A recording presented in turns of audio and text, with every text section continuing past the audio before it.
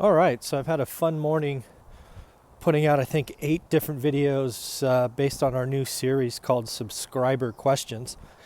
Just real quick, that's a new series on this channel that's going to be 100% driven by my subscribers.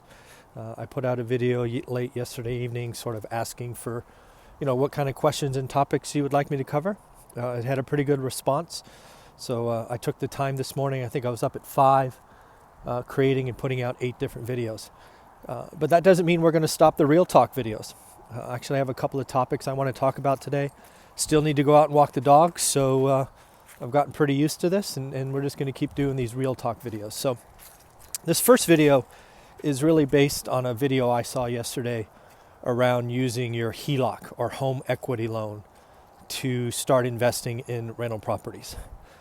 Hopefully by now you're starting to get a sense that I'm a lot more conservative than most people. I don't generally recommend putting assets at risk because I've lived through a changing market before. I've seen the crash, I've seen the stress, I've seen people lose homes. And, so again, my thoughts on investing with your HELOC are probably going to be different than most. So here we go. So first and foremost, if the idea is to use your HELOC or your home equity loan to buy a rental property, I'm not going to recommend using leverage, at least in most cases, right? I get the math, I get it, right? The whole, hey, my home equity line is the cheapest kind of debt I can take on. It's, I can write it off of my taxes or, all of that stuff. But then you're going to go out and buy an asset, a rental property that maybe doesn't even cover the home equity line payment. I don't recommend alligators, and I generally don't recommend using one asset to fund another asset, right? That's how you create alligator properties. And the last thing you want to do is put your home at risk, where you, your family, your kids live, go to school, call home. So generally not recommended. However, when is it recommended, or when do I at least approve doing that?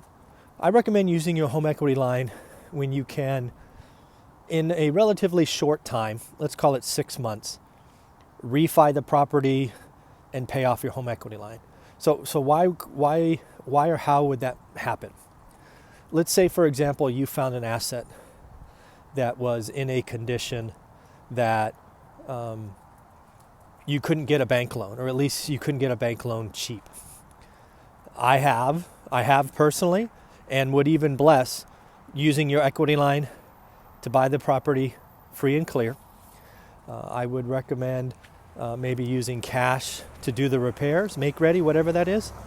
And then in 6 months, maybe 9 months, refinance the property, pull out all the cash that you need to pay off your equity line. So let me be clear. If there's a way that you can use your home equity line to buy a rental property and pay it back in full in under a year, you've got my attention. That's absolutely something I can get behind. The cheapness of debt, the speed of use.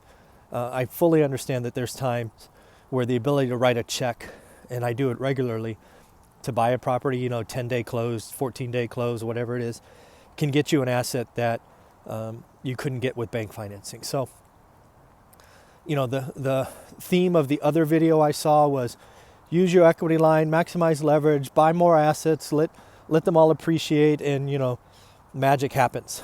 I get the math. I think the math sells. But by now you probably know that it's not something I support for most people. However, a home equity line does have its advantages. When you can find an asset that's depressed or distressed, you have to buy it with cash, and you have a plan within 12 months to pay back your home equity line, go for it. That's about the only time I would see it making sense. So hopefully that makes sense, and have a great day. Take care.